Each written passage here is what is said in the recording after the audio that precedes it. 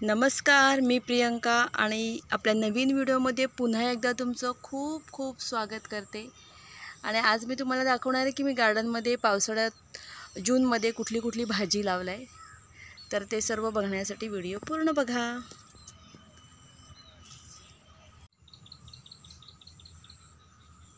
गेटमधून आत येताच बघा इथे आहेत हे भेंडे, आणि आज मी बघा सर्व भेंड्यांचं जे पण गवत वाढलं होतं ते सर्व साफ केलं आहे।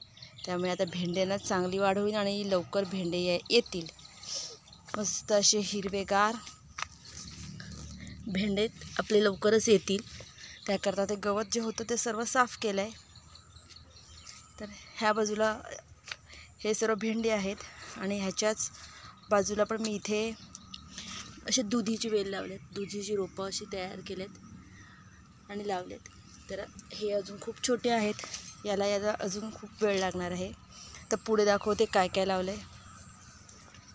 इथे बघा, इथे आहेत ही काकडी, हे काकडीचे वेल आहेत। हा बघा, हे काकडी होते।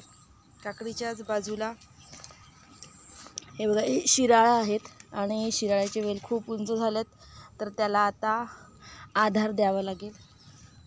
हे असे शिराळ्याचे वेल लावलेत, हे बघा।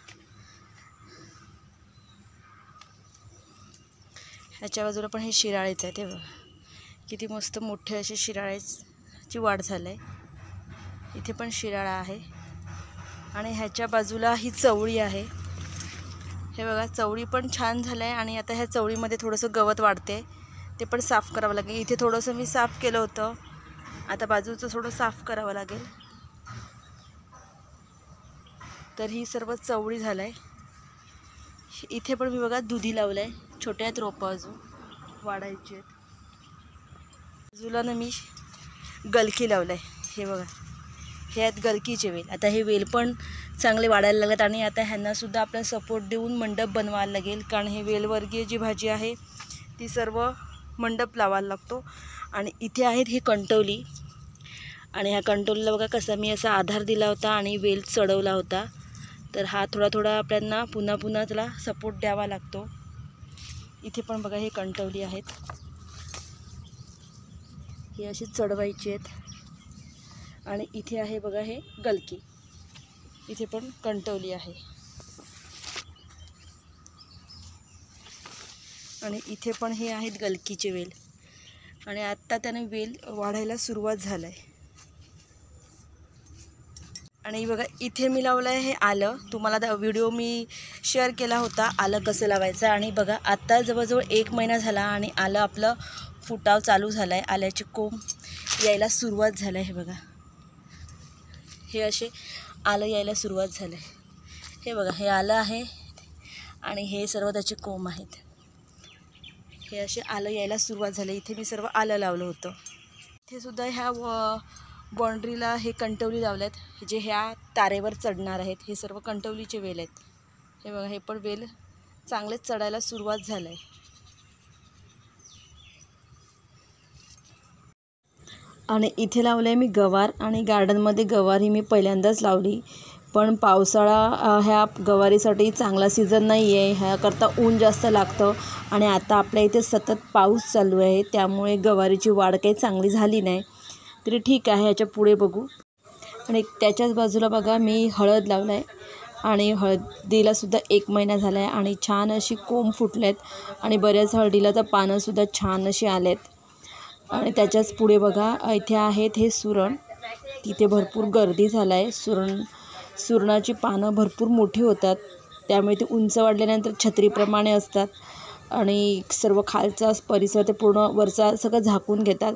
तर इथे आहेत सर्व सुरण, आणि इथे बघा मी हे भोपळ्याचे सुद्धा बी लावले आहेत।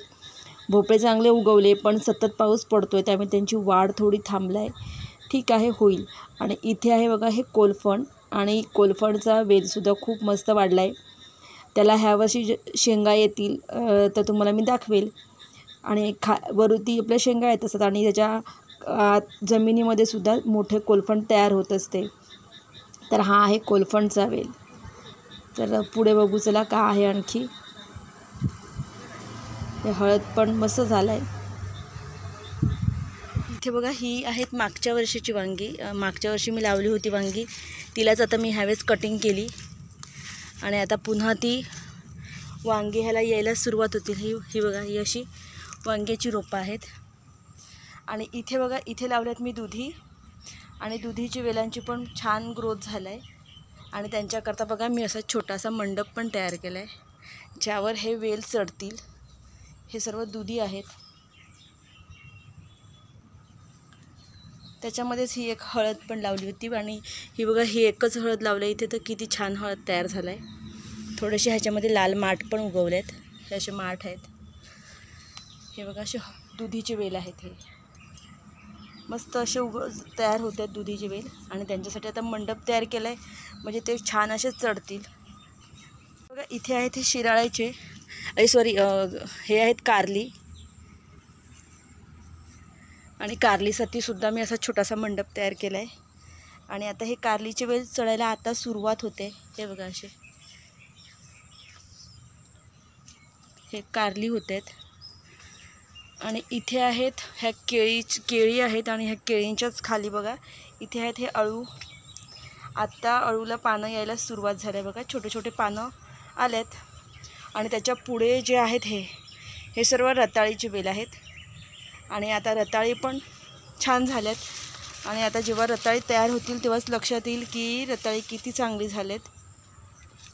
तर इथे बघा अशी केळी आहेत. आणि त्याच्या हे सर्व खाली मी हे रताळी आणि आळू लावलेत.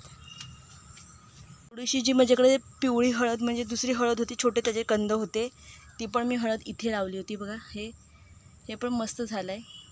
आणि हे बघा, हे कारलीचे वेल आहेत, जे मागच्या वर्षी बी पडून आपोआप उगवलेले आहेत. हे बी हे लावलं नाही आहे कारली. हे सगळं सर्व कारलीचे वेल हे आपोआप उगवलेले आहेत. हे सर्व कारली आहे.